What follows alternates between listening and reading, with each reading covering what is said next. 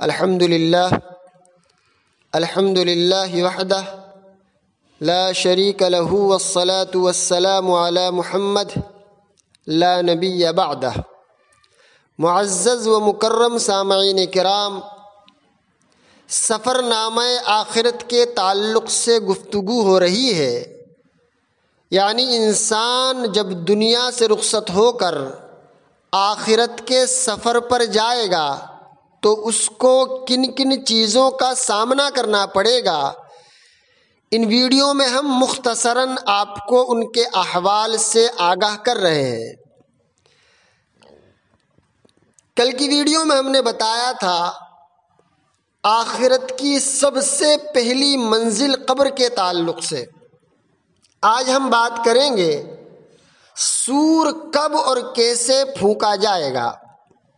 بزرگوں دوستو، سور ایک عظیم قرن، سینگ اور ایک بگل ہے، بگل، جسے حضرت اسرافیل علیہ السلام اپنے منہ میں رکھے ہوئے انتظار میں ہیں کہ کب اس میں حق سبحانہ و تقدس کی طرف سے پھونک مارنے کا حکم ہوتا ہے۔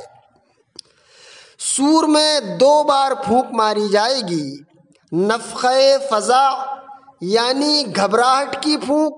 اللہ تبارک و تعالیٰ نے قرآن کریم کے اندر ارشاد فرمایا وَيَوْمَ يُنفَخُ فِي الصُّورِ فَفَزِعَ مَنْ فِي السَّمَاوَاتِ وَمَنْ فِي الْأَرْضِ إِلَّا مَنْ شَاءَ اللَّهُ۔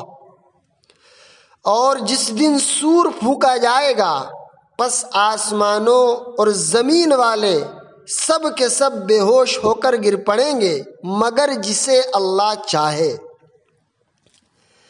اس نفخے کے بعد ساری کائنات کو تہس نہس کر دیا جائے گا، یعنی ساری کائنات تہس نہس ہو جائے گی۔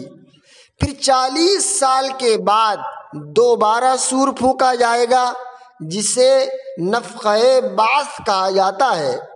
اللہ تبارک و تعالیٰ کا قرآن کریم کے اندر ارشاد ہے ثم نفخ فیہ اخری فاذا هم قیام ینظرون، یعنی پھر دوبارہ سور پھونکا جائے گا پس وہ ایک دم کھڑے ہو کر دیکھنے لگ جائیں گے۔ سور پھونکے جانے کے بعد بزرگوں دوستو پھر اللہ تبارک و تعالی ایک ایسی بارش نازل فرمائیں گے جس کے اثر سے ریڑھ کی ہڈی کا جو آخری حصہ ہے تمام اجسام اس سے اگنے شروع ہو جائیں گے۔ تمام جسم اس ریڑھ کی ہڈی کے آخری حصے سے بننے شروع ہو جائیں گے۔ چنانچہ وہ ایک ایسی نئی تخلیق ہوگی کہ اس کے بعد لوگوں کو موت نہیں آئے گی۔ لوگ ننگے بدن، ننگے پاؤں اور غیر ختنے کے ہوں گے، یعنی ان کی ختنہ نہیں ہوگی۔ جنوں اور فرشتوں کو تمام انسان دیکھیں گے، اپنے اپنے اعمال کے مطابق اٹھائے جائیں گے۔ چنانچہ جو شخص حالت احرام میں وفات پایا تو وہ تلبیہ پڑھتے ہوئے اٹھایا جائے گا۔ جو کوئی اللہ کے راستے میں شہید ہوا تو شہید کا خون بہہ رہا ہوگا، اور اگر کوئی غفلت کی موت مرا ہے تو اس کو حالت غفلت میں اٹھایا جائے گا۔ اللہ کے رسول صلی اللہ علیہ وسلم کا پاک فرمان ہے ہر شخص اس حال یا اس عمل پر اٹھایا جائے گا جس پر اس کی موت واقع ہوئی ہے۔ بزرگوں دوستو، اس غفلت والی زندگی سے اللہ تبارک و تعالی ہم تمام مسلمانوں کی حفاظت فرمائے اور آخرت کے سفر پر جانے سے پہلے ہم تمام کو اس کی تیاری کرنے کی توفیق مرحمت فرمائے۔ آمین ثم آمین، وآخر دعوانا ان الحمد للہ رب العالمین۔